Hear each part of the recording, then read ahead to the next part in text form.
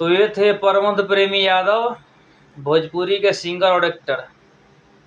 जानते ही होंगे आप लोग किस तरह का अश्लील हरकत अभी किया है इन्होंने खुलेआम स्टेज पर। वहाँ भी कई सारे माता बहनें भी है जो प्रोग्राम में आई होंगी, क्या सोचे होंगे देखा आप समझिए।